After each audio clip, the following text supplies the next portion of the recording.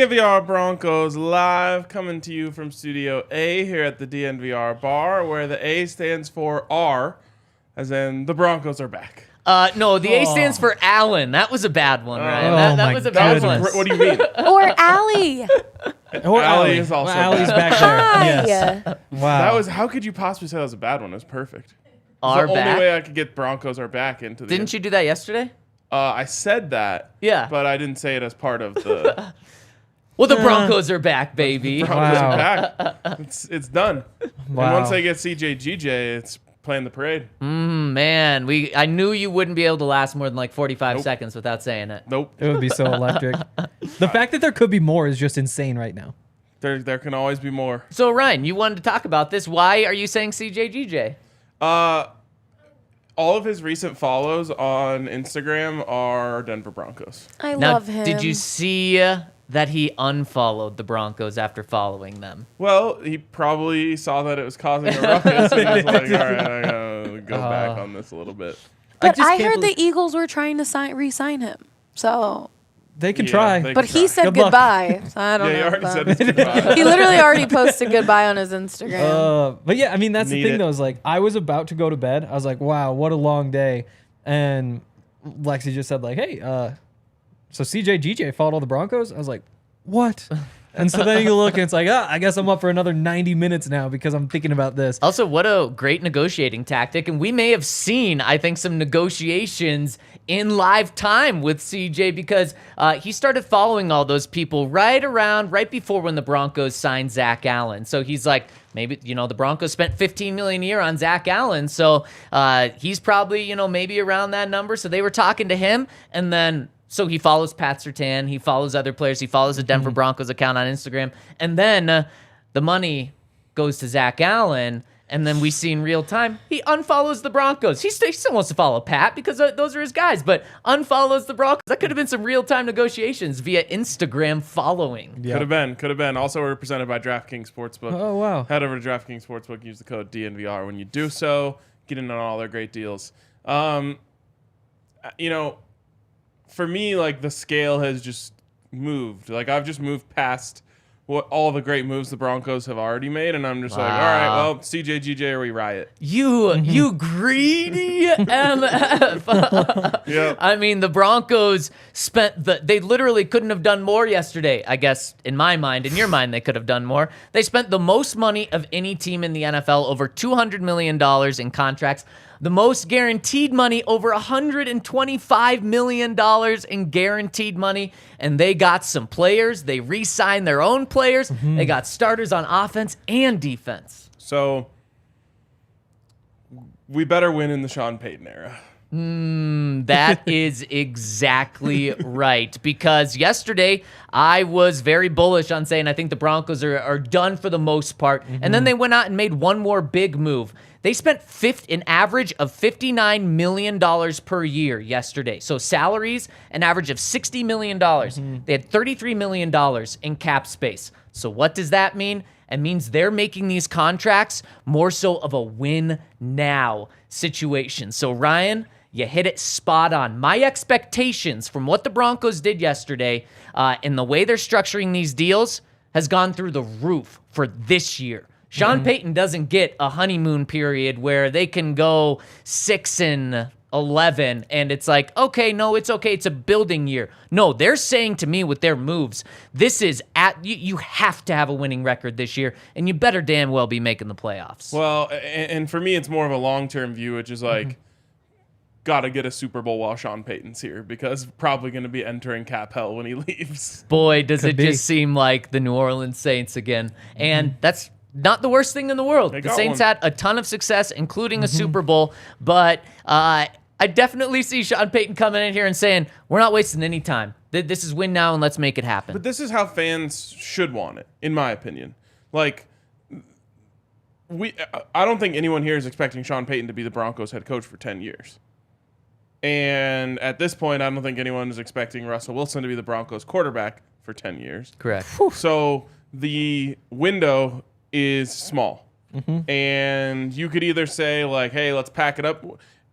And I think fans would have been in support of this too, which is just like, move off Russ, move off everyone else, tank for this year, try to get a quarterback and start over. An obvious rebuild. As soon as they didn't do that, and honestly, as soon as they hired Sean Payton, you knew they weren't going to do that. So if they're going to go for it with Sean Payton, then go for it. And that's what they're doing here. They're saying, hey, look, let's try and maximize what we have. Let's go win right now with this football team and see how far we can go. And it's nice just not to be punting a season, unless you're really punting it, unless you are pulling the Caleb Williams strategy. But to just say, you know what, we've got this much cap space, let's spend it and see where that gets us. Let's use our cap space, see where that gets us, and we'll see where we are next season. And next season, they'll be in a situation where, are we a little bit tight? Did Garrett Bowles underperform? There's $16 million. There's 11 if you want to get rid of Tim Patrick. There's 10 if you get rid of Cortland Sutton. 13 if you trade Jerry Jeudy. And you can go down in the list further and further and further, and there's all these options. The next year, you'll have the chance, if Ben Powers doesn't work out, you save $9 million after that second season if you'd rather have $9 million to find a replacement instead of play him. Or, you draft somebody and he works out. That same offseason with Mike McGlinchey, it doesn't work out. You want to save $11 million? You can do that too. Now, hopefully you're saying, wow, $11 million in Mike McGlinchey? Of course we're taking Mike McGlinchey. Right. But these contracts do have outs. And for that reason, I think it does make a lot of sense. I think the idea that you just roll all this cap space to next year and say, we're going to be bad this year, you just leave yourself with so many question marks. Whereas right now you say, we know what our problems are. Let's try to fix them. And if we fix them and it doesn't work, we'll deal with that in the future. Or if other problems arise, now we know what the problems are so we can fix them. They're starting to get to work, which is really nice. Yeah. I love it. They are they're putting a lot more pressure on this year though. And that's totally okay. That's totally okay with what they're doing. But again, what you have to remember is you mentioned some of the contracts they can move off of. They do have Russell Wilson's contract, which is going to balloon. And what you're seeing now is they're going to have restructures in the future to be able to sign other guys. But they're clearly going to be counting on these guys that they sign for many years to come in. Some of them are 5-year deals. Some of them are just 3-year deals. And one of those guys, Zach Allen, he is a huge piece on the Denver Broncos. And a reason is, guys, he's the highest paid defensive player on the Broncos right now. We talked about how this Broncos team is stacked with players. He is tied with Justin Simmons to be the highest paid defender, $15.25 million a year, exactly tied with Justin Simmons. I don't think it's a coincidence that he got the extra $250,000 a year thrown on to be tied. He is supposed to be now one of the best players on the Broncos defense on this entire team. And let's talk to someone who knows him very well. Our guy, Bo Brack, coming in from PHNX, Arizona. Bo, Zach Allen's on his way here. You're still in Arizona, but what can you tell us just right off the bat about Zach Allen? What type of player are the Broncos getting? I'm just envious of you guys talking about win now, because the Arizona Cardinals couldn't be further from that. But as far as Zach Allen goes, I love Zach Allen, the player. He's an impact maker when he's healthy. That's the biggest issue, right? Getting on the football field. He wasn't able to finish another season, his 4th of his career, on his rookie deal out of Boston College last year. But when he was on the field, he was as disruptive as they come. Kind of a mini J.J. Watt. He's not that much smaller than J.J. Watt, but he was out there. He was in the opposing offense's backfield. He was batting down passes, and he was just an absolute offensive nightmare for the opposing teams that were facing the Cardinals last season. I know they went 4-13, but Zach Allen was one of the lone bright spots. You look at Budda Baker, you look at Zach Allen, you look at J.J. Watt. Those are the guys on this defense that you could really kind of rely upon. And now Allen's gone, Watt's gone, and all the Arizona Cardinals have is Budda Baker. You guys are really benefiting from the Cardinals rebuilding here in the desert. My gosh, Bo, after hearing that answer, you thought we were talking about win now mode before that answer. After that, I mean, a mini J.J. Watt, that's just huge. Yeah. I'm curious what you think of the relationship between he and Vance Joseph. Did he elevate his play, kind of under Vance Joseph? And what do you think? Do you think that was kind of the main reason why the Broncos wanted to get him in there?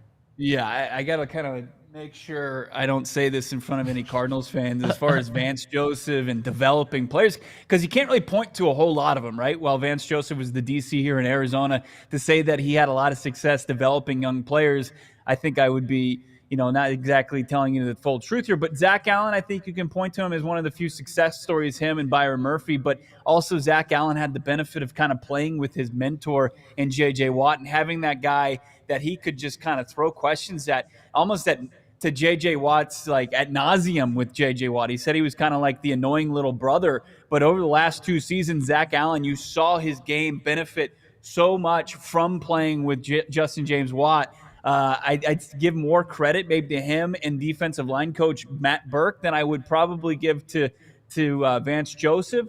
Joseph's good. I mean, I thought what he was able to do with like prime star defensive players like Chandler Jones and J.J. Watt and getting them in favorable matchups, he did a lot of great things there, where Zach Allen was kind of like the lunch pail guy, right? He was the hard hat guy. He was the one that was doing all the dirty work, and you didn't necessarily see that show up in the stats. And finally, you did see that this season. But I don't know. I would pause before giving Vance Joseph too much credit. But, through my dealings with Vance Joseph and seeing the ascension of Zach Allen throughout this contract year and talking to Vance on a weekly basis, he's very proud of the progress that Zach Allen made. And you have to give him at least a little credit. And obviously, Allen and his representation were confident enough to follow VJ to Denver, even though it was very lucrative. I don't think anybody can deny that. Were you surprised at all that he got so much money, especially with I think it's 2/3 of it guaranteed? Yeah, it was kind of surprising when you see Hargrave, who was extremely productive for the Philadelphia Eagles, and he was available, where Zach Allen once again didn't finish the season. Just his injury history and his inability to stay on the field. And now we're not talking like he's only playing single-digit games. He played at least 13 games for most of his career. But at the end of the year, it seemed like he was never available. So to see him get that high of a number and that many guaranteed dollars, what was it, 32.5 of $46 million guaranteed, that's a hefty amount. But I think that there was, obviously with Houston and Matt Burke being the DC there was probably a pretty competitive market for Zach Allen that drove up the price, and the Denver Broncos were willing to pay that, probably be based on what they saw, and Vance Joseph pretty much telling him this is a guy we need to get for our defense this season. And I can't wait to see Zach Allen play with the secondary that the Broncos have, because I think that they're truly going to benefit from his disruptiveness in the backfield, because the Cardinals just didn't have the cover corners, and the Broncos do, and they could probably feast on some quarterbacks being made very inaccurate by getting off their spot and being pushed out of pockets by Zach Allen. Yeah, Bo, I just want to dive a little bit deeper into that, because you talk about him being the lunch pail guy and a guy next to J.J. Watt and bringing all the energy and effort that he did. But now he's no longer a lunch pail guy. I mean, he's the guy with all the money on his shoulders, $15 million a year when healthy, because obviously that's a concern. When he's healthy, can he live up to that? And when he plays well, is it both in the run game and the pass game? Is he more dominant in one aspect or the other? I think he's more of a dominant pass rusher for sure. Now, you don't see the gaudy sack numbers, but he's playing more inside. As far as getting TFLs, you saw him do that at the highest rate of his career. Yeah. But his pass rush win rate, it's right up there around 10%, and it's solid. And I think that he's more geared toward pinning his ears back and getting after the quarterbacks. But we did see him kind of play his best in the run game. I mean, this will be interesting to see, like when he was playing alongside J.J. Watt, opposing offenses didn't even bother running counter plays because those guys were in the backfield so quickly. And I think you saw that even like on plays where J.J. Watt wasn't on the field. He wasn't on the field every down. So you got kind of a good glimpse at it, sample size, that, Zach Allen can still be that disruptive. So, he could be, I think, given like maybe a better supporting cast, but him alone, no doubt. No, I would say he's more geared up towards getting after the quarterback than he is slowing down run games. I think that's where people want to see his game grow, as now he's secured this amount of money. But man, is he a hard worker? I mean, talk about at this time last year, guys, as he was staring down a contract year, he had to have an ankle surgery. He was putting in 10-hour days. He was putting in rehab and gearing up for the 2022 season. And it was like pretty much a 6-month process from the end of the 2021-2022 season. He was working round the clock, it felt like, to get ready for his contract year. And man, was he ready, and put forth a pretty solid effort in 2022. It seemed like I went back and watched the game against the 49ers, and about half the time he's lined up on the edge and half the time he's in the middle of the defense. I'm curious where you liked him better. Yeah, that's a good question. I kind of liked him inside a little bit more than coming off the edge. I think that he's got a little sneaky quickness. Now, I'm not going to say he's quick, but I mean, for a guy his size, as wide as he is, but then you look at how he was off the edge and how he did such a great job getting his hands up and just batting down passes. I think that his versatility is something that's obviously appealing to a lot of defensive coordinators, including Vance Joseph. But I thought when he was inside, he has the ability to kind of beat some guards that obviously can't match his physicality and maybe the little slight, little quickness that he has over those guys. Bo, we know that we like to keep things positive around here, but little birdie told me Johnny Venerable, your co-host over there at PHNX, kind of went off on Zach Allen yesterday. What was he saying? Is it just availability we need to be concerned about? Are there any question marks that we need to know about Zach? Look, my guy Johnny Venerable is passionate. All right, I will say that he is as passionate as any football pundit, analyst, expert, whatever insider out there. And he was just getting let's put this in context. The Arizona Cardinals probably have no business giving Zach Allen close to $46 million with $32 million guaranteed, on average $15 million a season. That's just, when you're staring down a full rebuild, that's probably a luxury you can't afford to pay in future money. So I think that he was making the point that the Cardinals have no business paying him. And it's like it's like baseball arbitration, right? You have to make your case against the player sometimes, and it doesn't look pretty. And I think that's what my guy Johnny was doing. He'll admit to you that Zach Allen is a good player. And sometimes he has a lot of great moments during the game.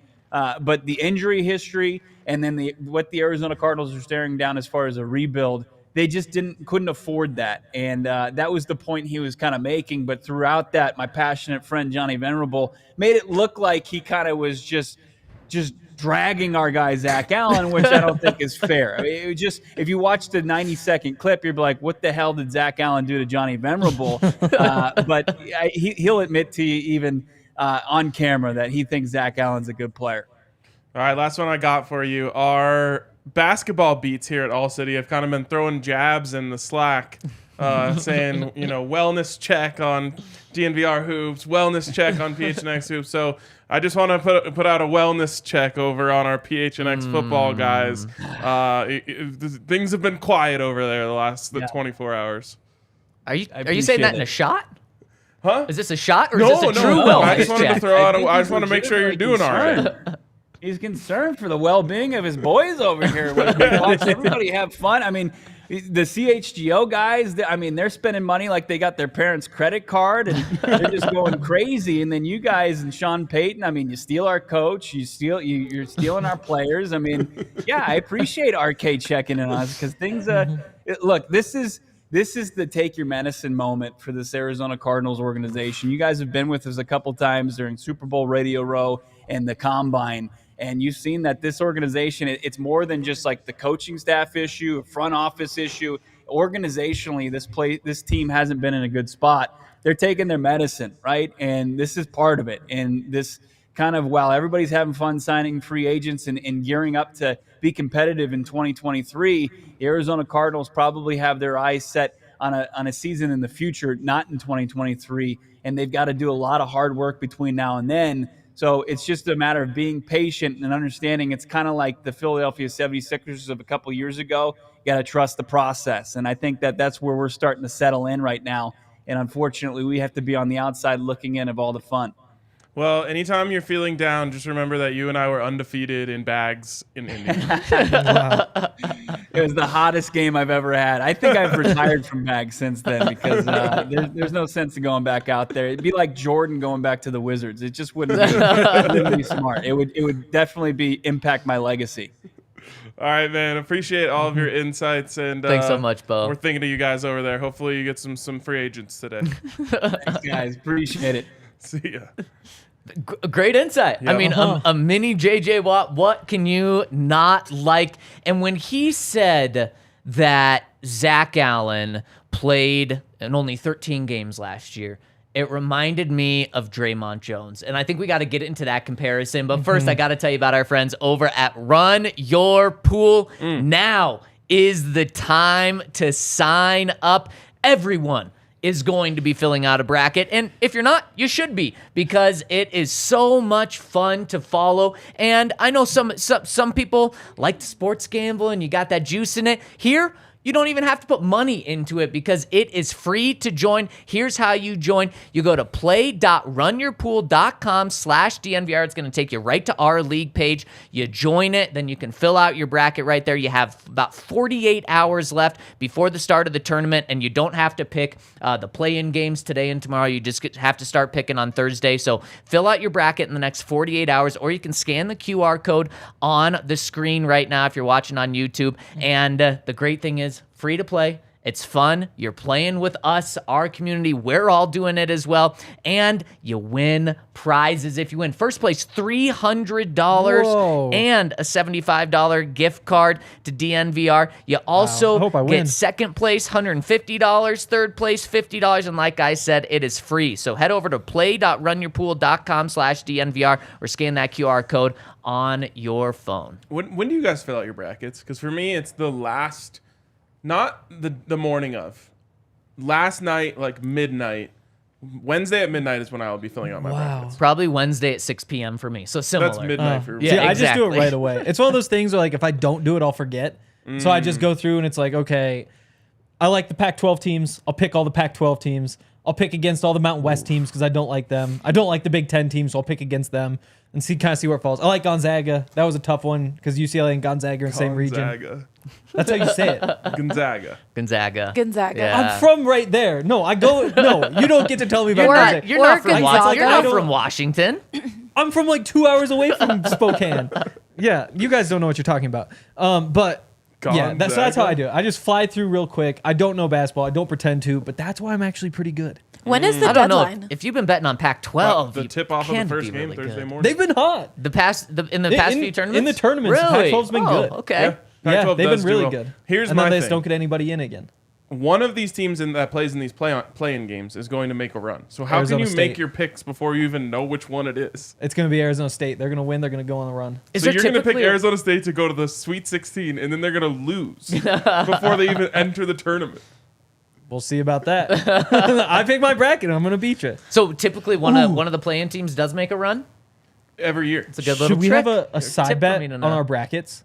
Who does the best in this specific Yeah. one? All right. Other Yeah. two split a pizza Let's do it. for that person, for the winner? Yeah. I'm down. Yeah. I like it. If I lose, I'm just going to be buying you guys pizza. I know. Pretty much All you got to do is send me a groceries. text. Yeah. Hey, let's go get some pizza. Let's do. Yeah, we do have We them need to racking do up, that. don't we? We do. We haven't redeemed any I think in I a at least year. owe each of you one. Yeah. If we go to pizza during the day, you know what we're all gonna need? Shady Rays? Boom! Shady Rays. Maybe Tums too. Because it's going to be sunny on the way back? Exactly right. Yeah. Because it's outside. Because yeah. pizza isn't outside. If we go during the day, we Oh, have but to then we go have to come back. outside. Yeah. And we okay, that makes sense. I thought was you meant, trying like- to help you guys transition here, Oh, and okay. it fell flat. I just thought you didn't. Henry's you hadn't heard that you could eat pizza. I would say inside. that was one of the worst transitions we've had. I mean, I led him right to the Like, water. I mean, no, like Breckenridge. If He I just- have it in he front of me, it would have decided been not Breckenridge to- Brewery or like Jive Hive. You have it right in front of you now. It's Shady Rays, That's how baby. I knew it was Jive Shady Hive right Rays. That's the before only some reason I knew. Exactly. That's a That's vibe. so many. That Baxton would be Shaker one. in case you're That coming would back. probably be more so of a night pizza. Fair. Yeah. I don't know. The afternoon Jive Hive could hit well. In the sun. Well, this would be Rockies like a game. morning Jive Hive if you're going to lunch. If you go in the sun after Jive Hive, you're going to need your Shady Rays. yeah, that is for Regardless, sure. Shady Rays are a good thing. I was wearing mine again today because it's 55 degrees, or it was when I left. It's probably High been of warmer. 63. Jeez, Yeah. that's ridiculous. It is Shady Rays season, so make sure you get some. You get 50% off 2 pairs if you buy them at the Park Meadows Mall or you can go online and use the code DNVR. You'll get that same deal at shadyrays.com. If you lose them, if you break them, they'll replace them. If you just don't like them, you can return them for free within 30 days. There's so many awesome perks like that. They're polarized. They look awesome, but they don't charge ridiculous designer prices. It's a great company. They've got 5-star reviews from over 200,000 people. So go to shadyrays.com or go to the Park Meadows Mall. Use that code DNVR for 50% off when you buy 2 or more pairs. Guys, we have some news that impacts the Broncos, and it is good news impacting the Broncos. The Las Vegas Raiders, Josh McDaniels is back at it again. For some reason, baby. Josh McDaniels thinks getting rid of your good players makes you better. My God. The Raiders are trading away Darren Waller to the New York Giants. Also, the Chargers now requesting or officially granting permission for Austin Eckler to see a trade. The Broncos are getting better. Raiders getting worse, and the Chargers also potentially getting worse. What a 24 hours for the Broncos. What a fucking joke of a franchise. I will say, I've been waiting to unleash this take for a while, and this is a geez. horrible you're gonna time do for it it. on the- Yeah. How do you do this? Again, I It's- lead I've him to been- water, I know. Ryan. I've been thinking for I've just been Just waiting. don't. We haven't had like Don't. the tight end eraser conversation God. throughout free agency where I want to say like, the AFC West isn't the division that it was in the past, where you just need to be able to defend tight ends. Because Travis Kelce is 30-5. He's not going to be around much longer. Don't even go. Darren down, Waller is a Travis. couple years removed from his best.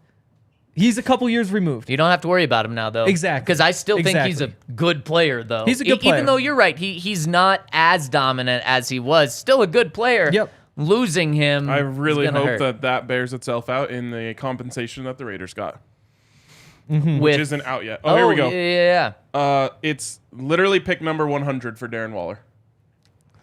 I wouldn't have taken it, but again, like I'm not super surprised. That is so bad. Dulcich had what? Did Dulcich have more?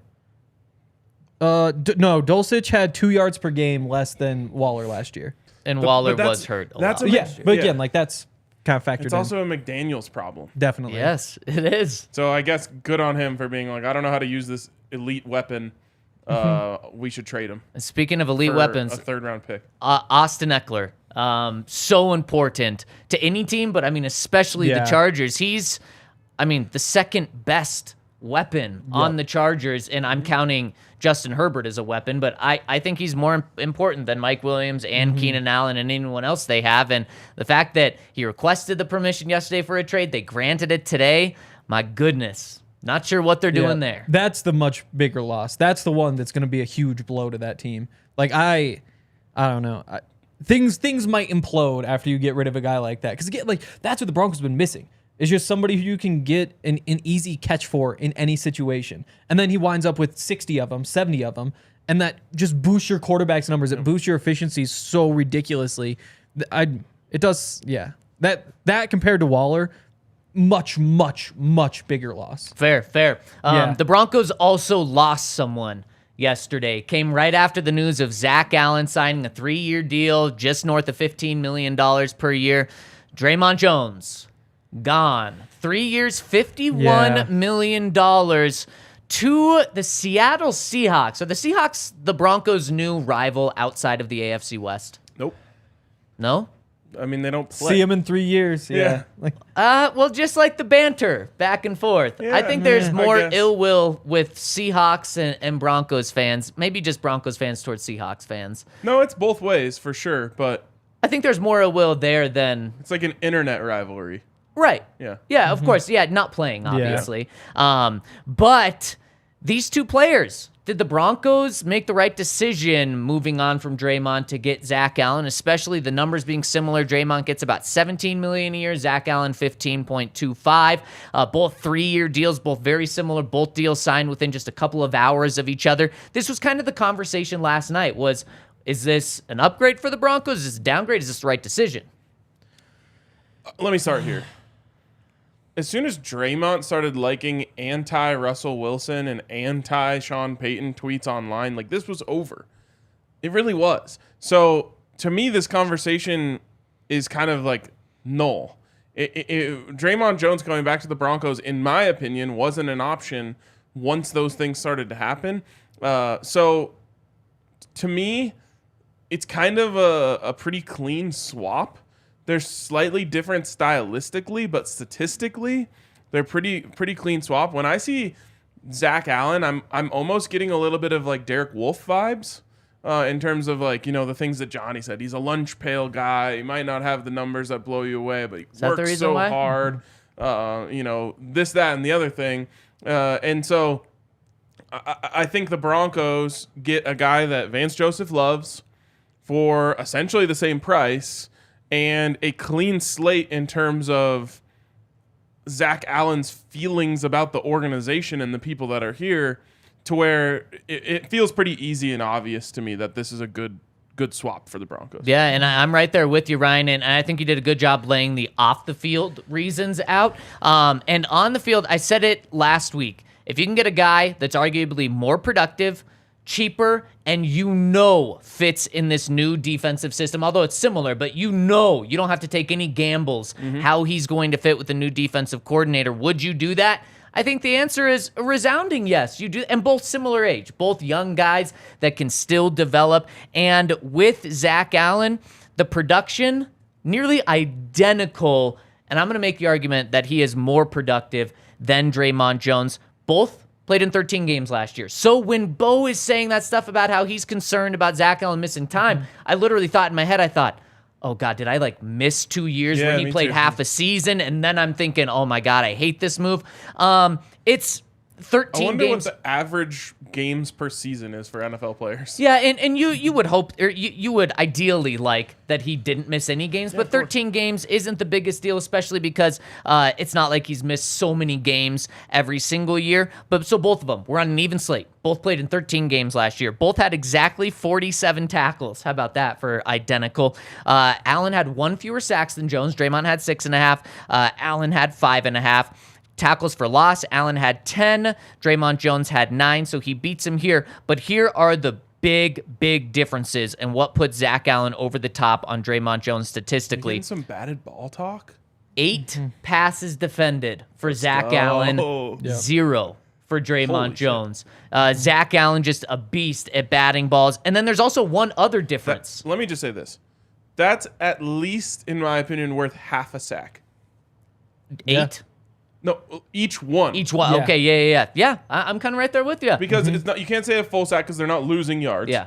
But they're getting 0 yards on the play on a pass play, which is essentially a sack. That's worth half a sack in my opinion. Yeah, I'm right there with you. And then another thing that separates them, 20 quarterback hits for Zach Allen. So only 5.5 sacks, 20 quarterback hits. That is monstrous. Dre'Mont Jones, in comparison, had 10. So he doubled him up there and then had 8 more passes defended. The one category, besides 1 sack that Dre'Mont has on Allen, Dre'Mont had 1 forced fumble. Zach Allen had 0. But, I mean, you look at the impact he has in the pass game, getting 8 more passes defended and 10 more quarterback hits is just huge. Yeah, and a lot of people will say, passes defended is a stat for players who don't get pressure. But he very clearly gets pressure. He's getting pressure as well. I mean, I go the other way. I do think that Dre'Mont's the more valuable player. To me, as a pass rusher, Dre'Mont is just a tier above. Based on what? The 14.6% pass rush win rate. And that's 13th among defensive linemen. You've got Zach Allen at 48 at 10.4, which you get, that's something that Bo brought up, saying look, that's pretty good. And when I heard that, I was like, wait, no, that's kind of the reason why I thought he would be more of the run defender. That's what you're getting here, that you're downgrading as a pass defender just because you lose that explosiveness. Now, I do wonder if playing him more inside, getting rid of some of those edge snaps helps, but there were times where he was gained to the quarterback from the edge, so I'm not really sure. I do think, though, just total pressures, it's 45-35. Dre'Mont Jones is ahead.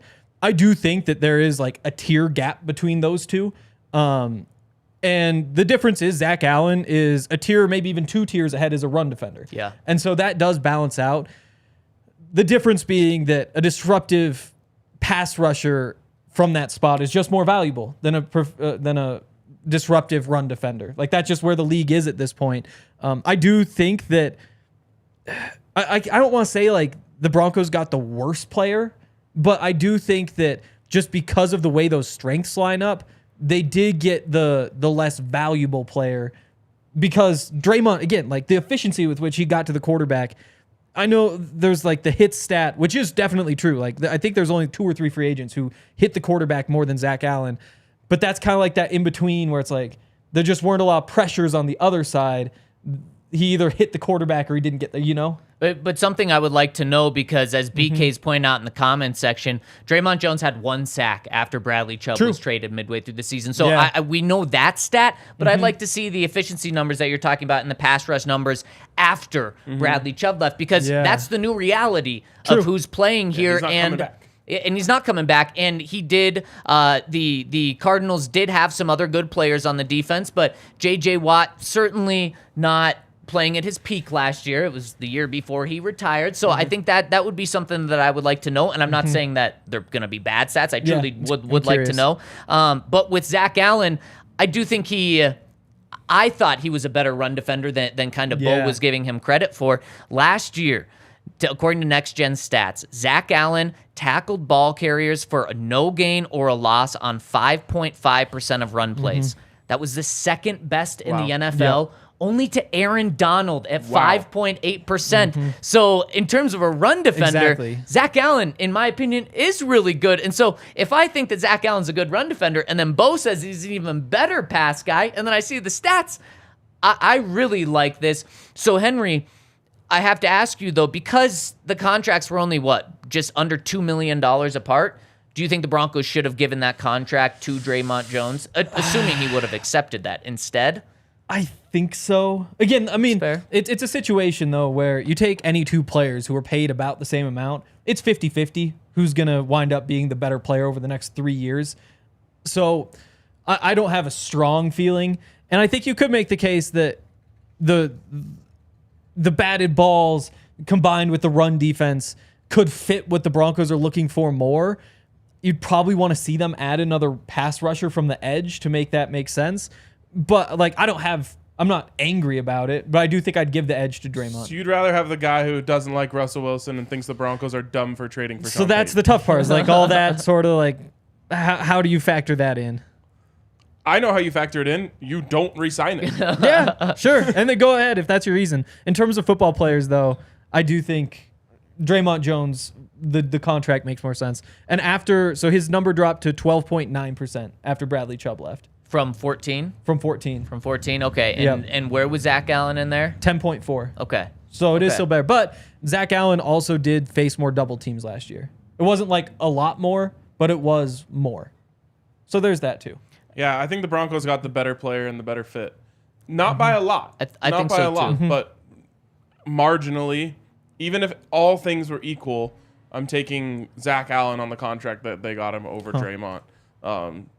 I also love seeing J.J. Watt have his back and give him so much credit on Twitter. And then we see and we hear from Bo that he just tried to be J.J. Watt. And if you're going to try to be like anyone in terms of the way you approach the game, J.J. Watt's a damn good guy to take after. So I think that he also has the bonus things, the off-the-field things. And Ryan, you highlighted them very well as well. So I personally am happy with the trade-off. To be honest, I thought there was going to be a bigger gap between the two in terms of pay. So I think just like I said yesterday with McGlinchey, the Broncos overpaid for Zach Allen. I honestly thought $12 million was kind of going to be paying him a lot. It gets you in the conversation. So now you're at 15.25. You overpaid for him, but we say it. You overpay in free agency. So again, just like with Mike McGlinchey, that's my only knock. They overpaid for him a little bit, but if he turns out to be the guy that we're all talking about, specifically Ryan and I, then it's going to be a really good signing. Yeah. I'm stoked for this one.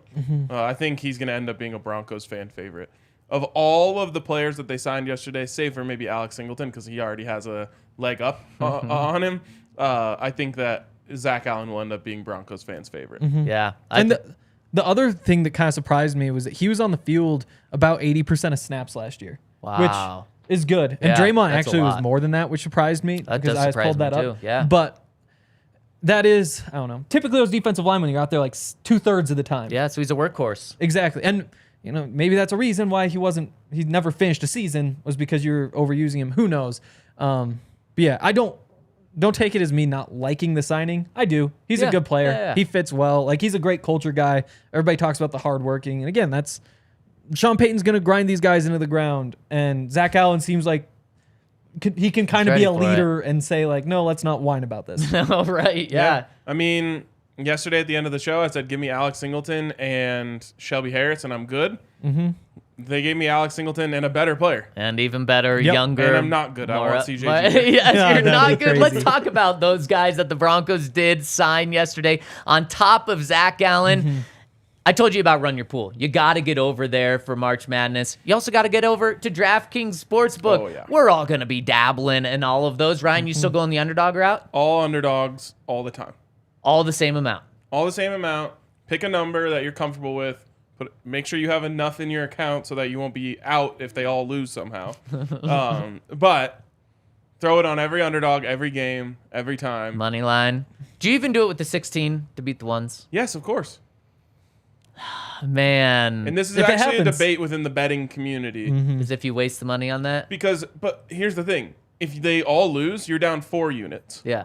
If one wins, you're up like 30. And has Yeah. that only happened once? It's happened once ever, yes. And what, past 2 years or But something exactly, like that? it was within the past, I think, 5 5 years. years? Okay. No, it would have been either 2019 or 2021. And I feel like in the past 5 years, we've also had a couple of 2s lose to 15s. Yes, Yeah. and so what I was going to say is the gap has closed. There's just more good basketball players out there now than there were 10 years I ago. love it.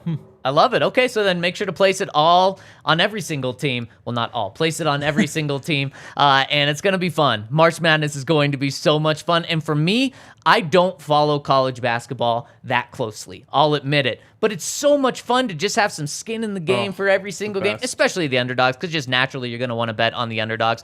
So get over to DraftKings Sportsbook. And the best thing is you can do this plan with $5. You place a $5 bet at DraftKings Sportsbook. They're going to give you $200 in free money. So you want to ride with Ryan on this plan? They're giving you $200 in bonus bets to use on that. So use that promo code DNVR when you sign up and place a $5 bet to get $200 in bonus bets. Minimum age and eligibility restrictions apply. See show notes for details. If you have a gambling problem, call 1-800-522-4700.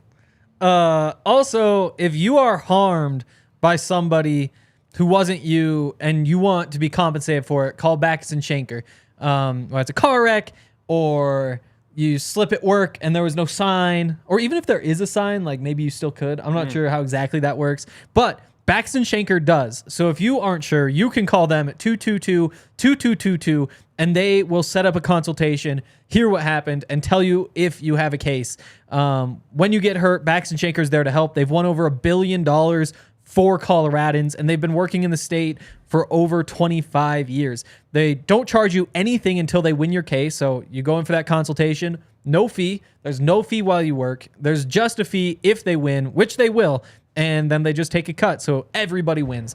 They have offices all over the state. They have more than 30 attorneys on staff. So Backus & Schenker helps with all kinds of injury cases where you weren't at fault: car accidents, motorcycles, ride shares, pedestrians, trucks. They can even help if you're injured at work. So call them at 222-2222 to find out if you have a case for free. Backus & Schenker wins. They do, and you know who doesn't win and is continuing to lose is Josh McDaniels.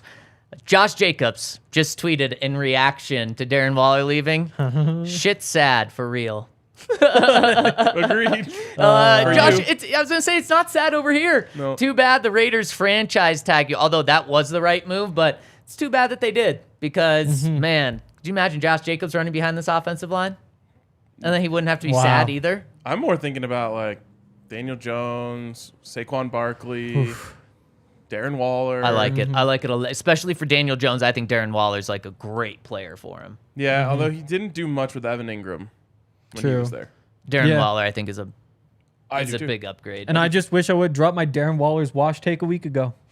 That would feel really good right now. yeah, now you're doing it when he's I out know, the and door now it's like, already. now you exactly. Yeah. It's like, oh, Pro fuck. Raiders Man, take. yeah. Oh, geez. I know, exactly. Henry. Yeah, exactly. If I would have dropped it a week ago, it would have been the most anti-Raiders take. You need to learn when to just not have the take. You just swallow it. Ah, yeah, I yeah. know. And everyone tuning Dulcich in. was better last year. There we great go. news for us. Yeah, It was. there yes, you go. it is great. You know, you could just say That that would have take. been the take. Yeah, that's yeah, it. exactly. That's it. Yeah. Everyone You tune need in. to I go know to, we like, got a take consulting. I know. We've got a lot of you guys watching right now on YouTube. Hit us with a thumbs up. We really appreciate it. Subscribe to the podcast. It helps us a ton. And if you're watching on YouTube, go over to either Apple or to Spotify. Hit us with a 5-star review. Subscribe. That's going to help us a lot. And if you're listening on the podcast side, hit us with a 5-star and subscribe. And then also screenshot it, send it to us so we can see what's an update, Ryan. Spotify has crossed into the 800 zone. wow. 802. Let's see what we got at Apple. 862. This is honestly a big comeback. This is an insane comeback. This is a March Madness level comeback. I even wonder if Spotify can get to 900 before Apple. The other thing that puts Apple at a disadvantage here is I'm pretty sure they only update their reviews on here once a week. Oh, so we got to wait for a drop to see. And Spotify's probably like just to the minute.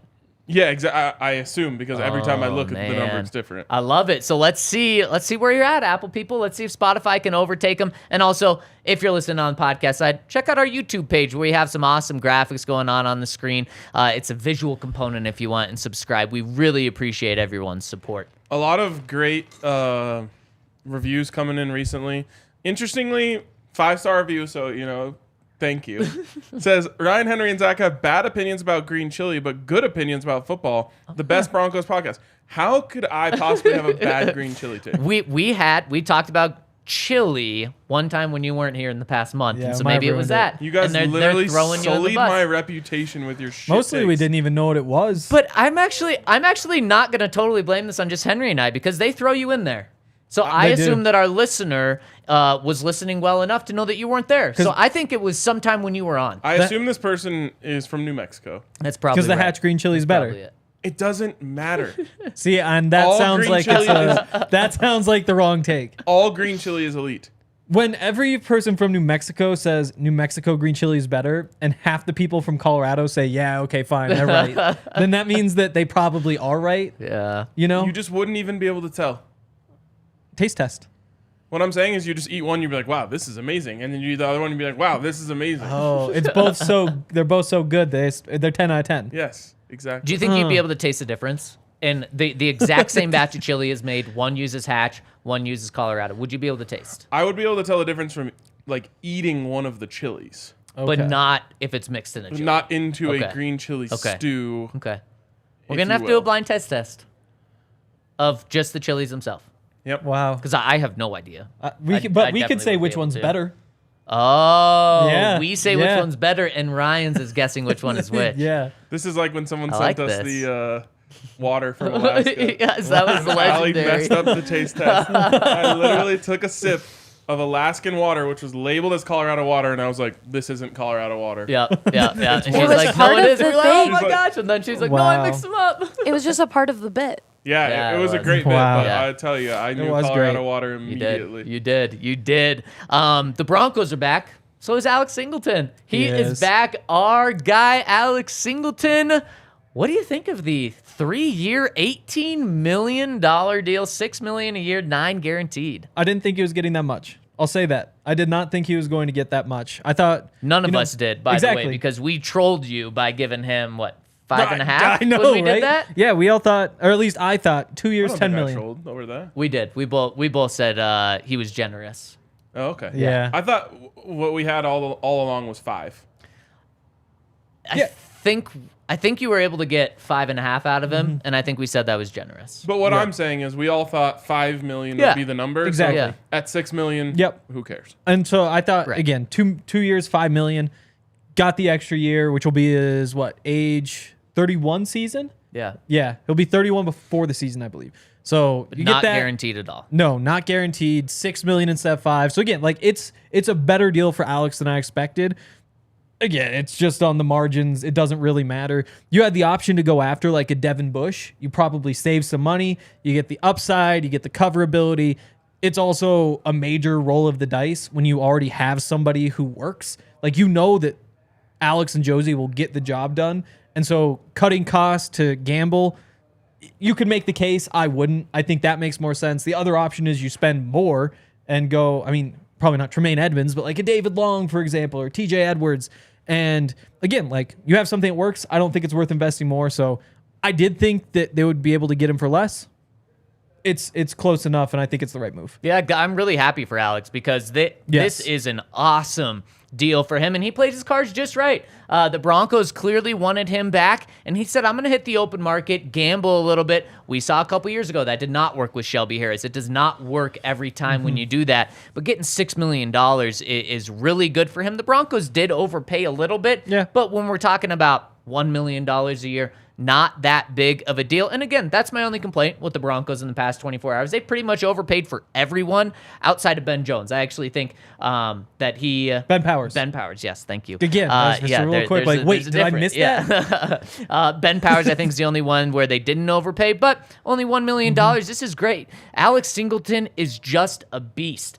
He's on pace. If he continues to just work on the pace he's on the past 3 years, he's on pace for 200 tackles this year, just because of how he's steadily, not even steadily, just rocket shit. Mess around playing Jonas Griffith as the starter to start this season. No, they're not. And Alex Singleton and Josie Jewell are going to be by each other, not just from week 1, from April 3rd, which is when they get back on the field as a team together. Yeah, the Bash brothers and Alex Singleton, just a beast in every single way. And I do wonder what the nickel package looks like, especially when you have a Zach Allen out there. Do they pull Josie or Alex off occasionally to put Jonas in and just have a little bit more mobility?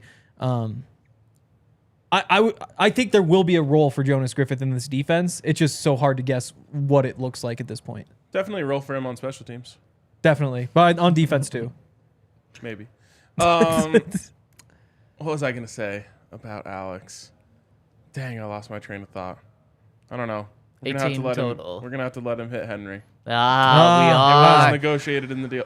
Here's what I was gonna say. It's much better than that. Oh, good. From what I was told, there was interest from Carolina on Alex Singleton. Would make sense with that row there.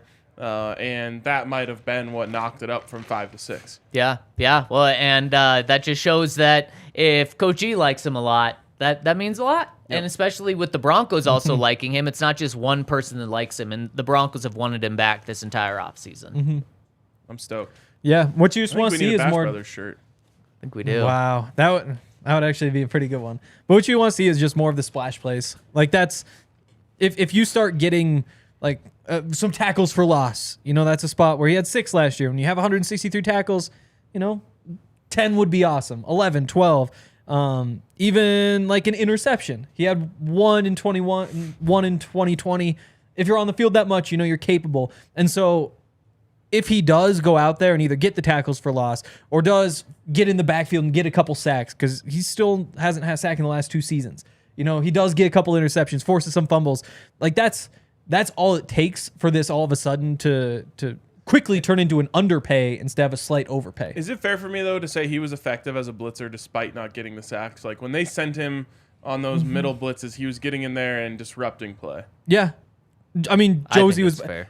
Josie's elite at it because he just, like, enjoys seeing a running back trying to block him. He's just like, I'm going to hurt you right now. Alexander Johnson was also really good at it. Yep. So that's kind of been, like, the skill set of the guys that you've had. And so it does... underwhelming.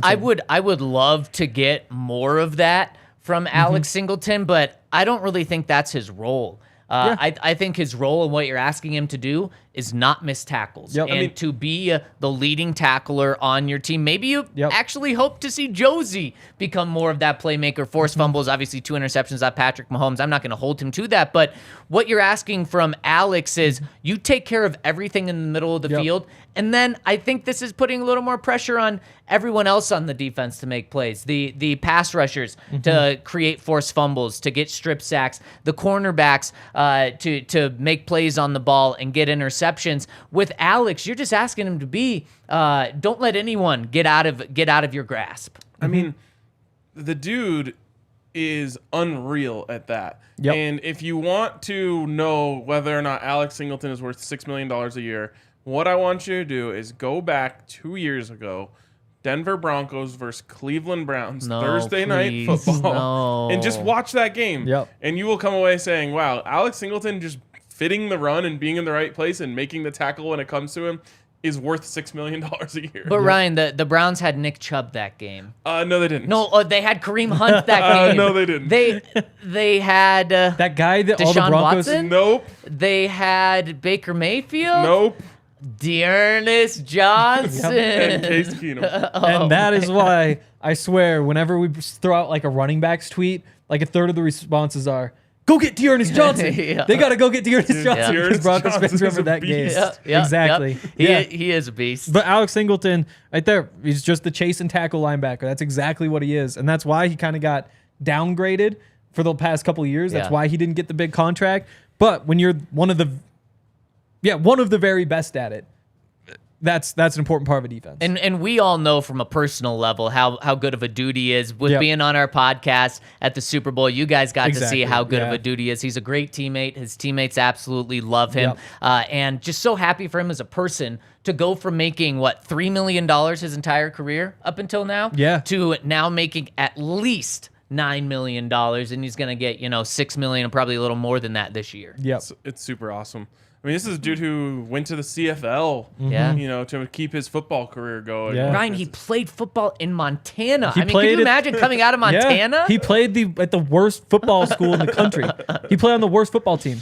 You really want to get hit by him, don't you? You just keep saying things that are just pushing his buttons. I'm not pushing any buttons. So I don't. I'll draft up like a form that Henry has to sign where he can't sue. See, that's what I was. That's I was fine. thinking about this morning. I was like, does this contract make it more or less likely that Alex is going to be open to this? Because on one hand, Alex has more money now, which might open up some more loopholes for Baxton Henry to Schenker would get love that. into. Yes, Exactly. yes. Or is he like, I got the bag now. I signed the contract. Now I can do whatever I want. Yeah, we're putting in a Baxton Schenker clause.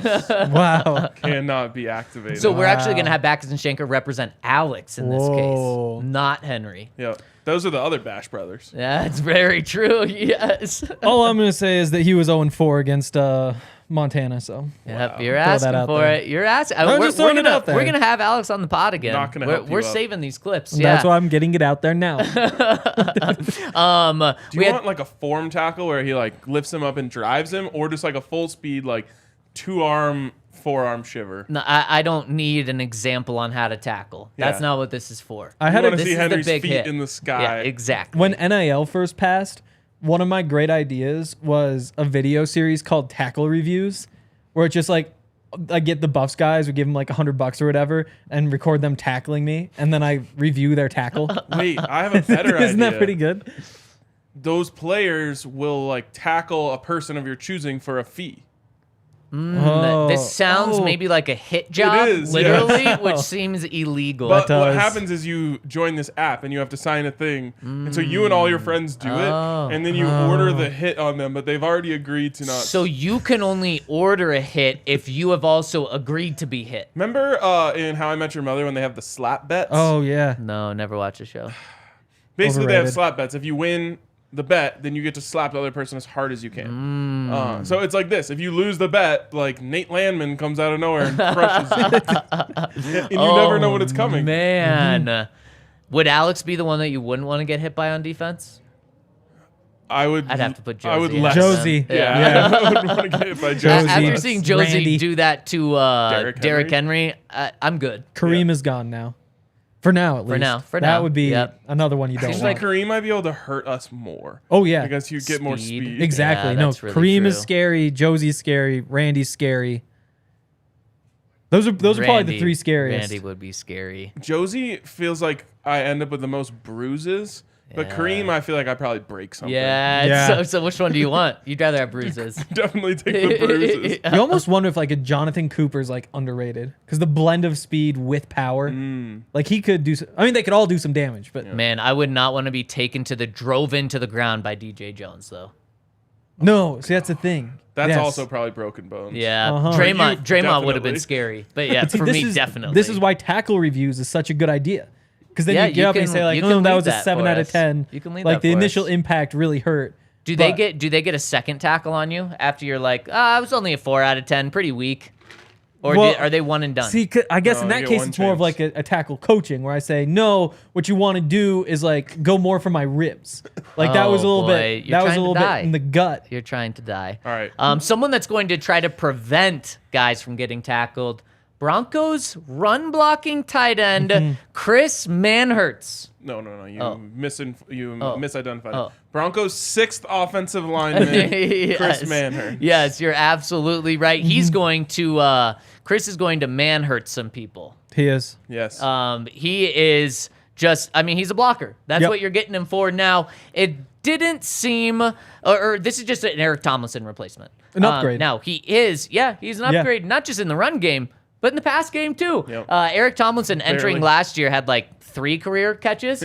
You got Chris coming in with 24? 24 career Yeah. receptions, and I think Six he's in had each of the last 6 in 3 the, yeah. seasons. So he's Yeah. really been hot in the receiving ET game. had like 6 though last year. He did. That is true. He really did. But Chris coming in, like you said, Ryan, a 6th offensive lineman, and just another commitment from Sean Payton saying, we're going to run the damn ball. Yeah. And the crazier thing is the 33 starts over the last 3 seasons.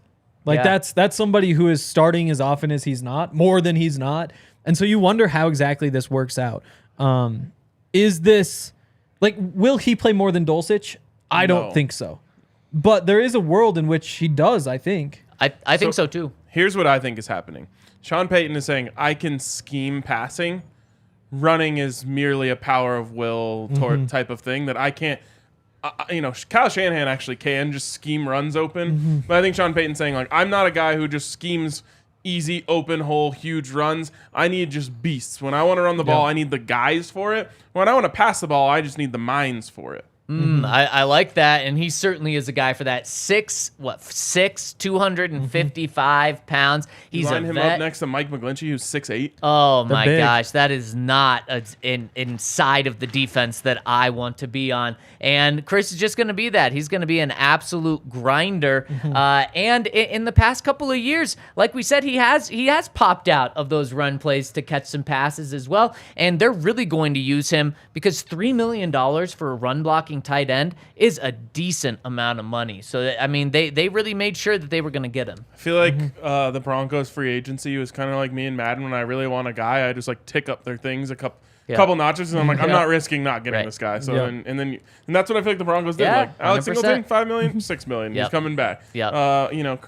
Zach Allen, $13 million, $15 million. He's coming here. Yeah. Like, McGlinchey, $15 million, 17.5. I feel like they just ticked it up a couple notches because they're like, we want these guys. We're getting them. Yep. And you know what happens when you try to be cheap with them and then you lose them? Well, then you just lost out You on a don't good player. have them. Like the Bears, they didn't get who's Javon Hargrave. They didn't get Dre'Mont Jones on the defensive line. They go to DeMarcus Walker. And I understand DeMarcus sacks Walker. last That year. It's blows crazy. my mind. I Yeah, had no idea. All of his like peripheral stats too, just insane. Like the pass rush win rate, all that sort of stuff, like just blew up this year. He really did, but still, I mean, that's a one-hit Yeah. wonder Yeah. right now. Yeah. Now, if DeMarcus plays the way he did, then $7 million that they gave him per year is great. But I mean, that's what happens when you lose out on these guys. Then you're taking a big step back. The Broncos couldn't afford to do that on the offensive line. Maybe they could on the defensive line, but I still really like that they just gave an extra $1 or $2. So Yep. all of this run stuff, right? Powers, McGlinchey, Manhertz. Who exactly is running this football? Great question. Finally, a running back got signed this morning. Actually, 2 now. I think the Dolphins. So they I thought got you were Jeff. talking about the Broncos. No, I'm no, saying, no, no, what no. the hell? But You Jeff, guys are like super paranoid these days. it's terrifying. Jeff Wilson and Raheem Mostert going back to the Dolphins. Both Things are starting to Niners turn. tree. There was the report yesterday that teams could be waiting to see if the Vikings are willing to trade Dalvin Cook. That would be the final piece here where you're like, oh shit, like they're not trying to just be like, oh yeah, we're all right on offense now. That's like we want to give ourselves a chance to be a top 5 rushing offense and see if Careful, Russ Melvin's pops gonna off. lose his mind. If you're talking about bringing What are you trading? Not you, but what would the Vikings be trading him for? Well, there's rumors out there that they're looking for some receiver help. Oh baby, Cortland. I know, and Cortland plus what? probably like a 5th. Oh, Fourth. well, that's a done deal. I think If it's In a really just heartbeat. that. So now, how you old is wonder. Dalvin? 28? I will, That's probably what you're fighting against with him is just age and contract size. and injuries. He's missed. Yeah. He played every game this year. Missed 4 last year, then 2 before that, Yeah. 5 before Wow. that. It's not as bad So as really I thought. the first 2 years of his career was Yep. when he didn't even play a full season combined. And A lot like the George Saquon Payton thing. wants him. Oh, yes. He was there when he Also, drafted him. 4 straight 1,100-yard rushing seasons. How old is he? He's 27.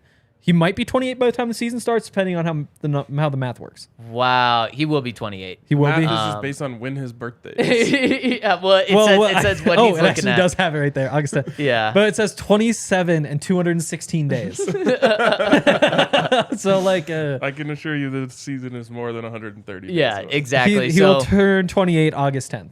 I mean, but the Broncos, what they told me yesterday with their moves is they're all in. You know, whether it's 100% all in this year, but they're more all in than I thought they were for this year. So you're not worried about when you're signing a player, you're not worried about, okay, is this guy going to be good in 3 years? A lot of these guys' contracts that they signed run out in 3 years. So you're not worried about 3 to 4 years from now. You're worried about right now, the next 2 and 3 years on top of that. So Dalvin, he's right in that window. Wow. You make that move. And we're going to be talking more Actually, about... just go get Derrick Henry.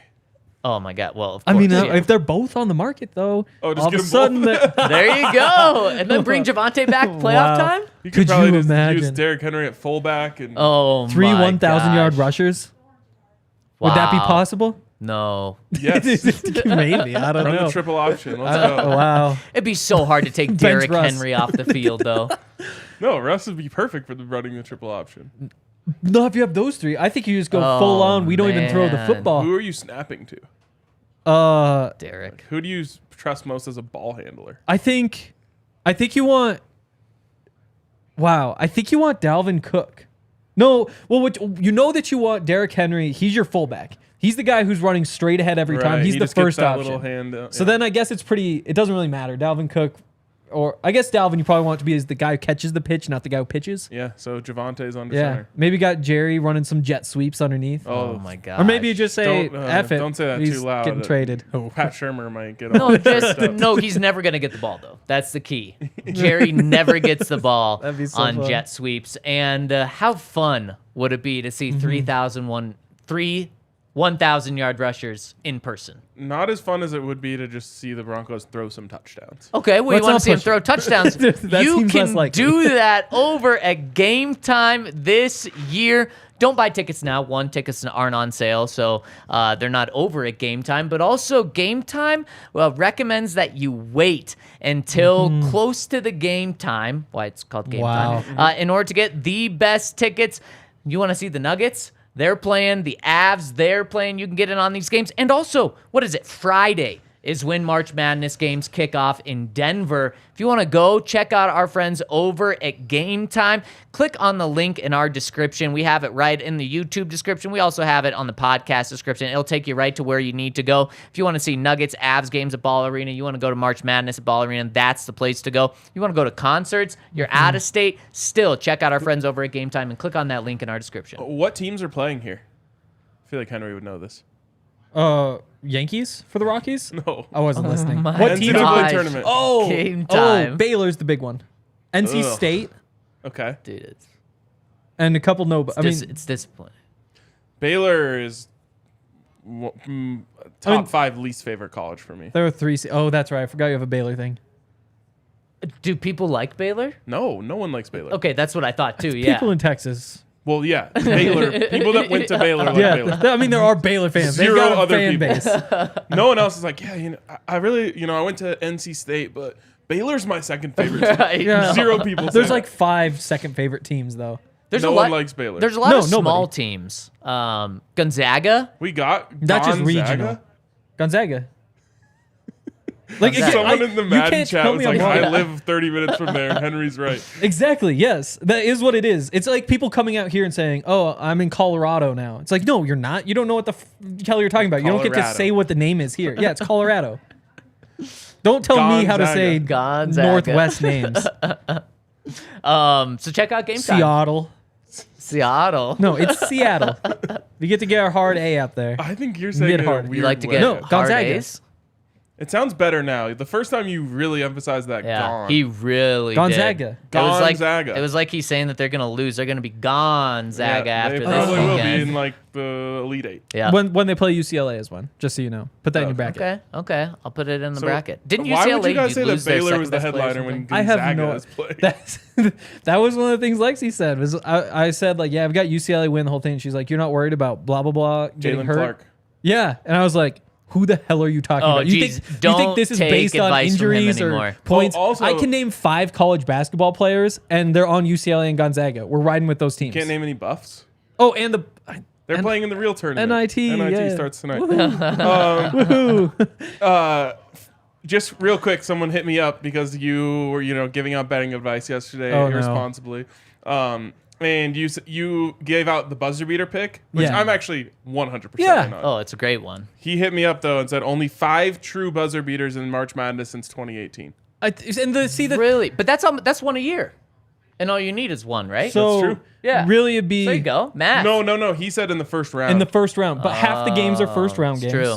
So fair. So you can do your own math. It is true though, whenever they offer a yes but no, or an over with no unders, it's typically a bad bet. Like they're typically inflated because they can't Right. get the. So you have to know what you're getting into. So I'm not surprised by those numbers. It just, like I said to the person who DM'd me this and to you yesterday, having it in your slip when there's 2 seconds on the clock Yeah. and they've got an inbounds play and you're just like, this is it. This is the one. Yeah. Is just electric. Unless Oh, they and it needs post to go in, yes. right? Exactly. Yes. Oh. Yeah. Buzzer beating miss. A buzzer beater Can shot. we bet on a buzzer beater miss? shot. They'll take a buzzer Dumbest thing I've beater. ever heard. Then you'd feel great about 2 seconds left. Well, yeah, You I would mean, cash. I there's can't believe you just said twice as many. dumbest thing you've ever heard. Let's wrap this up. But we can't because we got to talk to the people Yes. first. Got some great super chats coming in. Let's hit them right now. First one coming in from PMU006 says, definitely like Zach Allen over Dre'Mont Jones at those savings. The savings are negligible. Well, 175. Yeah. Yeah, I mean, you're And right. that's they're, why they're negligible. I Yeah. would just. Jacob Weddle says, it's starting to feel like the Broncos are playing real-life Madden franchise mode with the salary cap turned off. This free agency has been stellar. I can tell you from experience, even with the salary cap turned on, you can still do whatever you want, Madden. And I can also say, once I finish writing all these damn film rooms, which I thought were going to be spread out over the course of a couple weeks, I'm putting all these players on the Broncos and playing some games just to see how much fun it is. I'm real hyped. What is Zach If Allen's Madden You'll do rating? numbies on Twitter if you just put out I like, know. Zach Allen tackle for loss on Right. Josh Jacobs. Yeah. Or just tweet out the freaking link. What? That's the Oh, other thing. stream it? I know. That's Like, I'm true. just not. I'm not sure. I'm a Twitch streamer guy. You know. I think you are, dude. I remember like Madden 3 League will years watch. ago, there was a Madden game that you streamed. It was like you versus True. another undefeated team, and like I was dialed in. You were giving Yeah. commentary. Yeah. It's good stuff. I did it actually last week, just with like my mock free agency, and then I do other things where it's like, oh, I'm gonna play the Raiders this time, and say they get like it wasn't Jacoby Myers. It was like OBJ to go with whoever. I did one against like the Texans. It was kind of fun, like giving Bryce Young. I had to make Bryce Young. Speaking of Jacoby Myers, the Raiders signed him this morning. Yeah. Just such an underwhelming signing. Joke Yeah. of a franchise. Yeah. It's also the Eagles just signed Rashad Penny, and I think that's really sick. I think that he, if not for injuries, would be one of the 5 best running backs in the NFL. Obviously, there are the Oh. injuries for the Eagles, who already have we got Boston Scott, we've got, or if he comes Kenneth back, Gainwell. I guess Kenneth Gainwell. Like, if he actually does play, that could just take that offense to another level. Wow, and that like can it. relate back to the Broncos because that definitely means Miles Sanders will not be back to the Eagles. Yeah. Miles Sanders has been really tied with the Broncos for a long time, so that could Yeah. be the Broncos running back that they And go after. The thing about Miles Sanders is he's just speed. Like he's really good when you give him a hole. And the Eagles are really good at making holes. So is he turn out to be kind of an average running back with some clear strengths? Maybe. But if the Broncos are actually building this offensive line, Yeah, there's going to be exactly. holes, and he might just be able to hit it, keep running, and get some big plays. Exactly. He might be a great fit. Broncos should have that type of offensive line. Next super chat from Jacob Weddle. Our guy says, Broncos fans more than anyone should know that passes batted down at the line can be massive.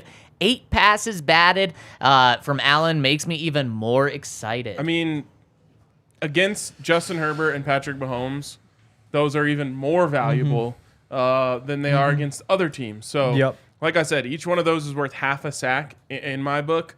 So that, brings Zach Allen to 9.5 sacks last year. Yeah. And who was great at passes defended and really brought it to our eyes how important it is? Shelby Harris. His career high was back in 2019. He had 9. Then he's had 7, 2, and 4 since. So Shelby Harris only beat Zach Allen 1 year, and that just shows how good 8 is. And 7 of them were at the line of scrimmage. There's only one where he kind of like dropped back into like a little zone and spied and got it. So they're all what you think of as just real. batted passes. And that's pretty sick. If you get 7 in 13 games, that's a good pace. I kind of still want to, especially if he just stays out there for a while, I kind of still want to go get Shelby.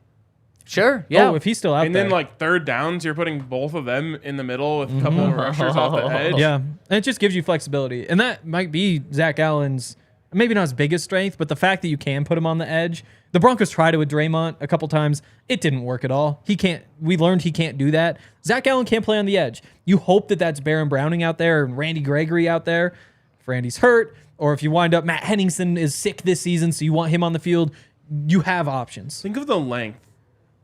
It reminds me of a Jim Boeheim Syracuse zone. You put Zach Allen and Shelby Harris in the middle. You got Randy Gregory off the edge. You're just covering so much ground with those guys. Or even it's like a second down and you're a nickel. It's not like a true pass rush situation. They might run the ball. You put him out there on the edge instead of Baron Browning, who on a run play might get pushed back a little bit.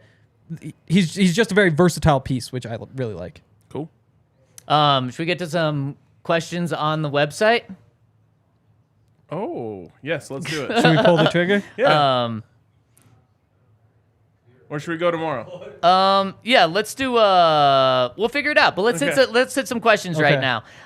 Over on the website. First one coming in from our friend Nash Bronco says, really nice first day of free agency for the crew at Dove Valley. We know Sean Payton would prioritize the interior, but it's good to see him add the tackle spot as well. I trust his evaluation in that position with the drafting of Ramczyk a few years ago. My favorite move is guaranteeing that Hank will be tackled by Singleton at some point. He deserves it after throwing around opposite talking points on yesterday's pod.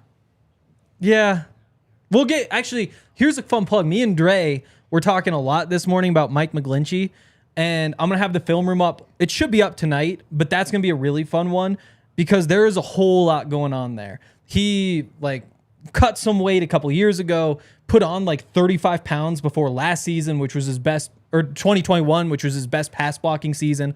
Also tore his quad off the bone because in part maybe that he put on that weight. Last year cuts off 35 pounds. He's getting bull rushed again. So it is kind of an interesting dilemma. Do you put the weight back on? Do you leave it off? That's going to be the film room later today, though. So be on the lookout for that. So as I defend myself for some bad opinions. What other film rooms do you have coming? So Ben Powers is already up. Go look at that one. There's a whole bunch of really cool stuff there. Like I said, McGlinchey, I'm tempted, depending on how it goes, I want to see how much he's blocking with George Kittle. And if Kittle's really bailing him out, then maybe I find some man-hurts clips from the game against the Broncos, throw some of those in there to say, maybe this is the new Kittle. So man-hurts might be factored in. And then obviously there'll be Zach Allen. Hopefully that one is tomorrow. Potentially Singleton.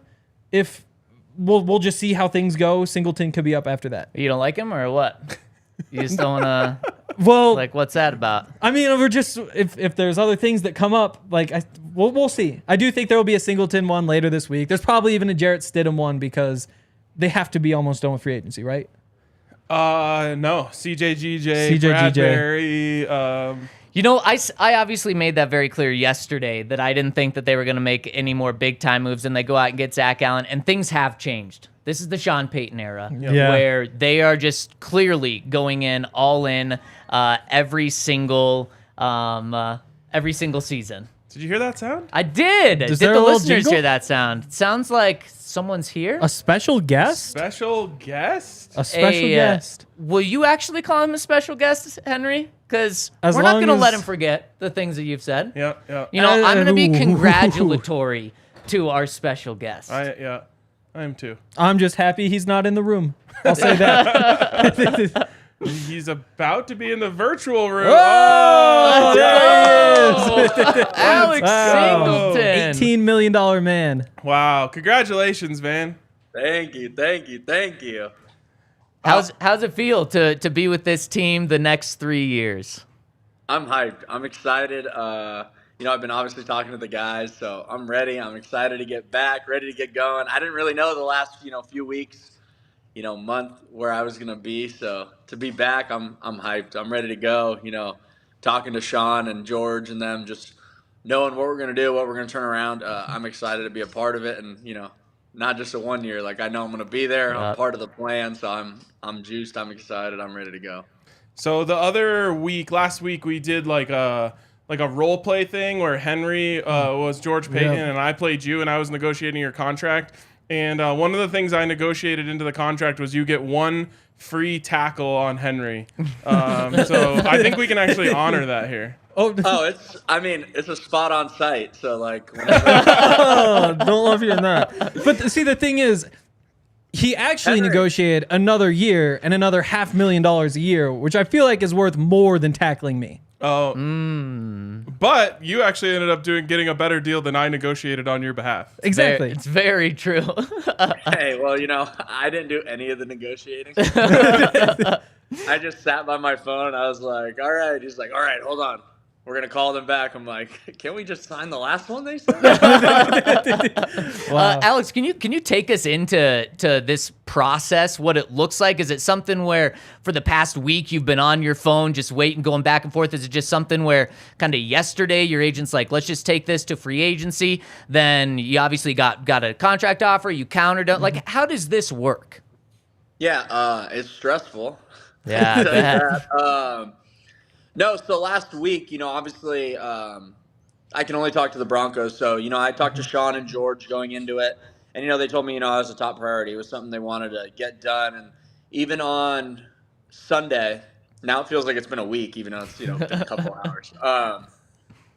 On Sunday, they were like, hey, we got to do some other things first, but, like, you're a top priority and, we'll get a contract to you soon. And I was like, okay. So I didn't know if it was going to be Sunday night, Monday morning before free agency started. So I was just like, okay, I'm just waiting.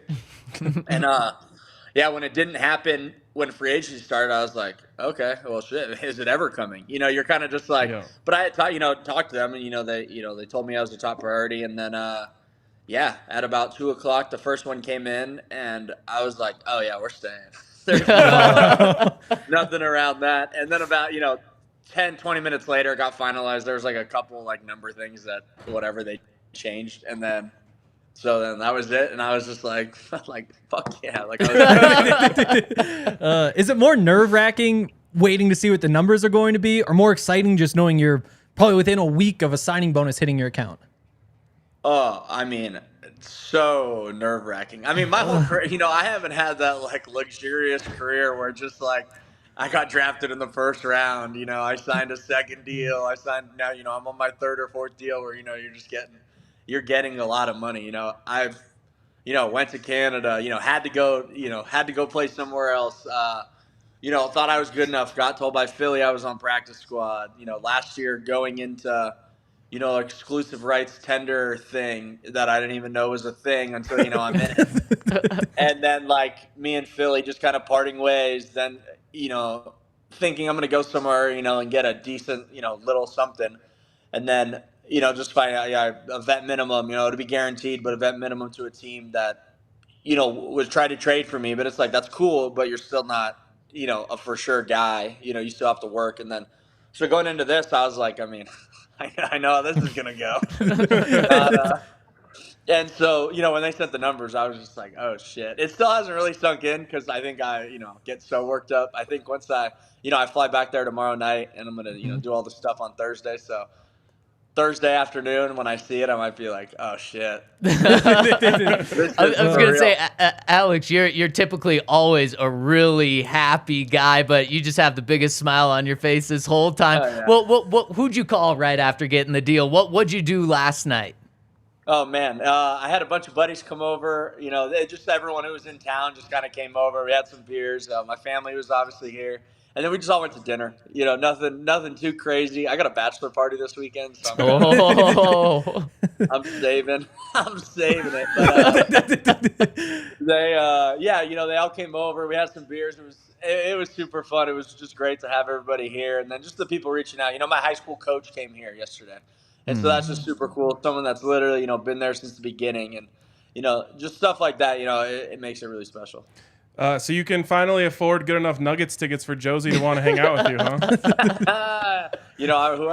Whoever's BMAX connection, I gotta introduce myself. Now that I love it. Do you guys lean in? Do you like the Bash Brothers nickname? Is that what you guys are going with? Is that what you're leaning into? Yeah, it's the best one. All right, I think we're gonna have to make a shirt over here. Oh for you guys. yeah, I think little Mighty Ducks at it.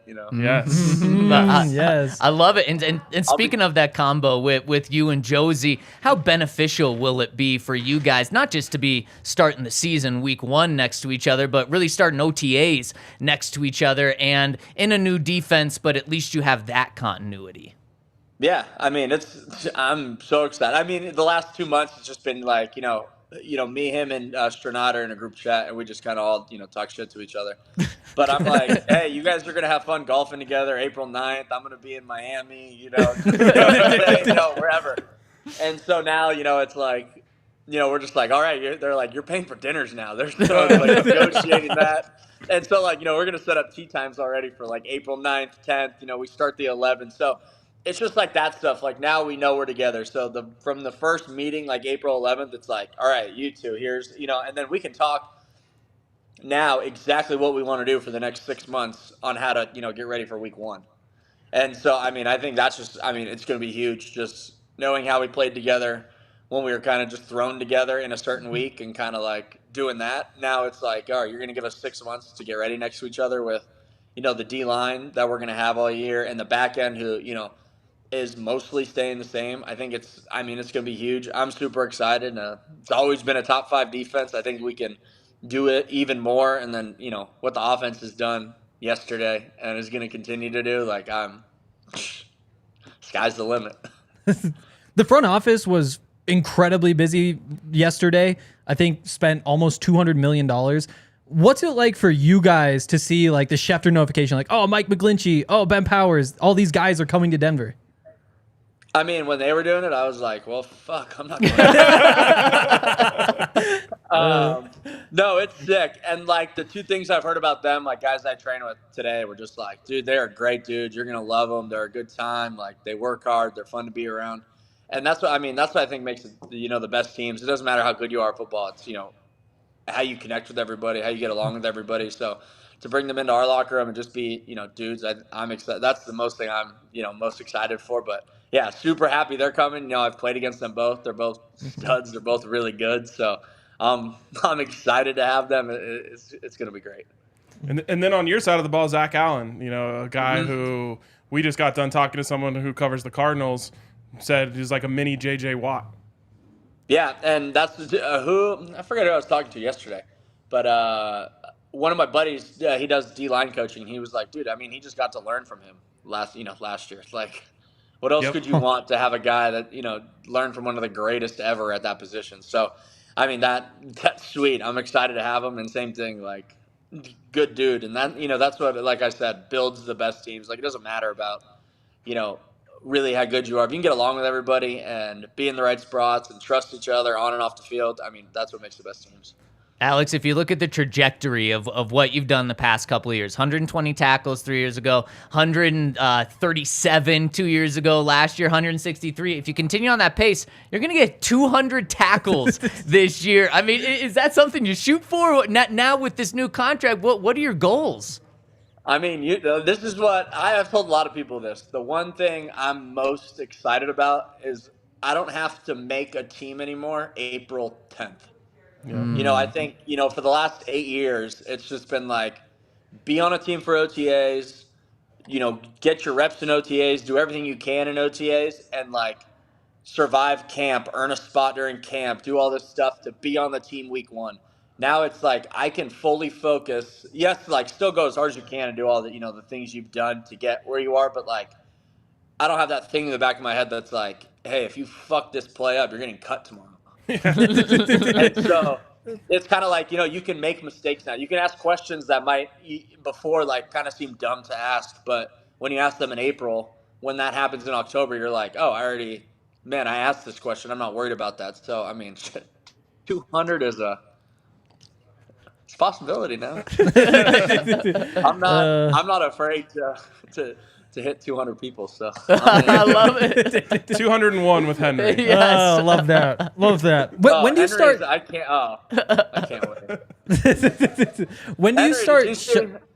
Oh, go ahead. Who are you picking, by the way, for the tournament?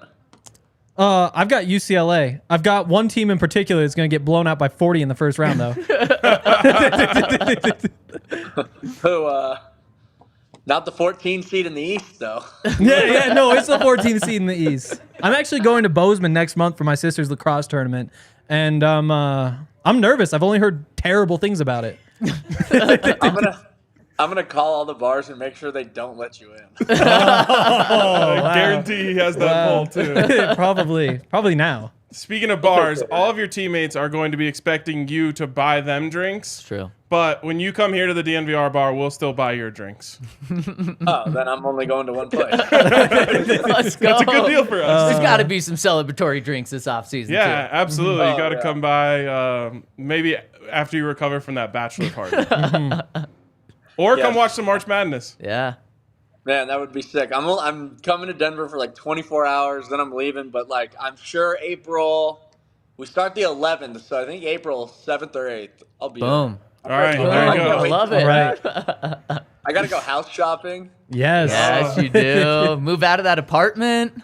Can't be a renter anymore. Love it, man. Well, congratulations. We're stoked to We're have you so back. pumped. Got to have you in here in studio and enjoy it, man. Congrats. Thanks so much for hopping on. Yeah.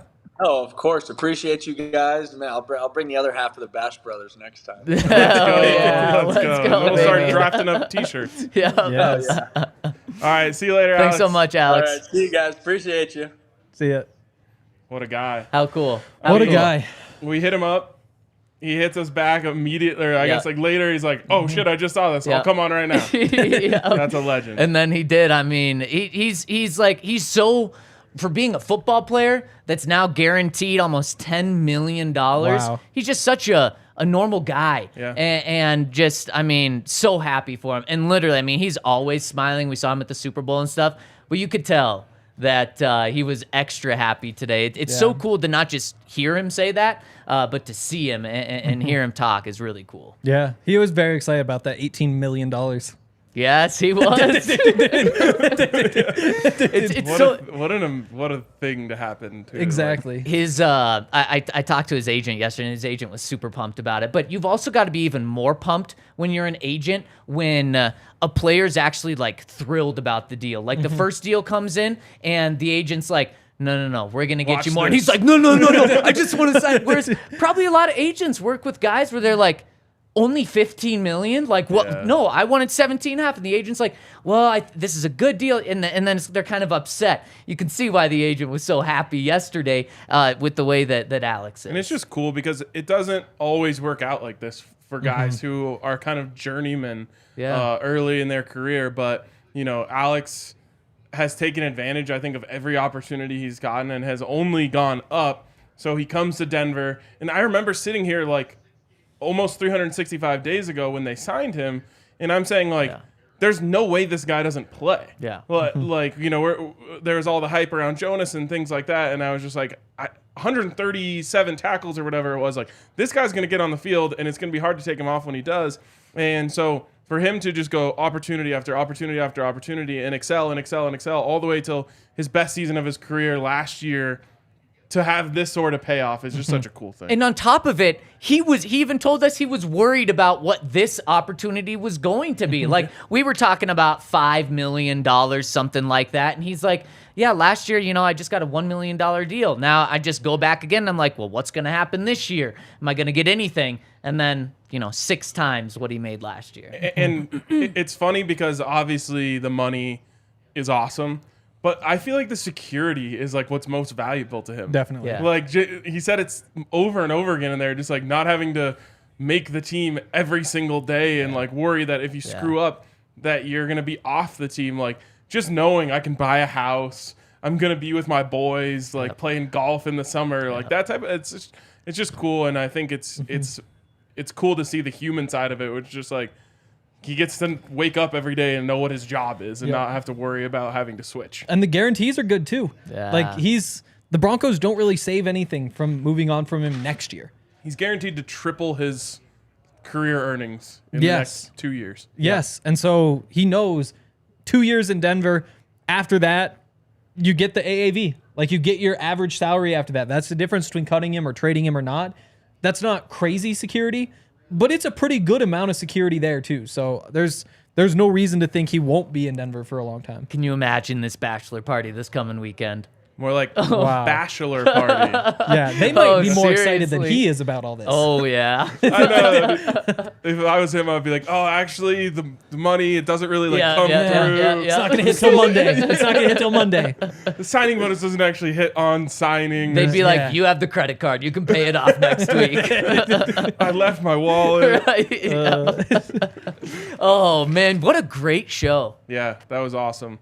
And super clutch of Alex to just Yeah. pop through at the So last minute. cool. So cool. And we'll definitely have to have him here on Oh, set. absolutely. April 7th and 8th. Yep. There we go. There we go. One more We got super chat. one more super chat from YGO Brandon. I don't Says, get it. you're a mean one, Mr. Glinch. Ah. I like it. Okay. Hopefully we're talking about that, about opposing defenders, not about like Russ getting up and being like, you're a mean one, Mr. Glinch, after not picking After him not up. giving him a hint. Yeah. Yeah. If there was any impact that our guy, Jerry Rosberg, had, it's that those offensive linemen are going to be picking Russ up. Well, Dalton's no longer here. Well, that's true. It's like a new bunch. Sean's going to have to instill that in him. Fair enough. Or maybe it's going to be Mike Westhawk, Yes. the new Jerry Rosberg. Yes, exactly. All right. Anything else? Unless someone else is in our DMs ready to pop on, I think we're good for now. Where are you at, Mr. Glinch? Hop on the show. All right, that is going to wrap it up for us today on the DNVR Broncos podcast. Massive thank you Yes. to Alex Singleton for coming through onto the show. So happy for him, and we'll see you tomorrow.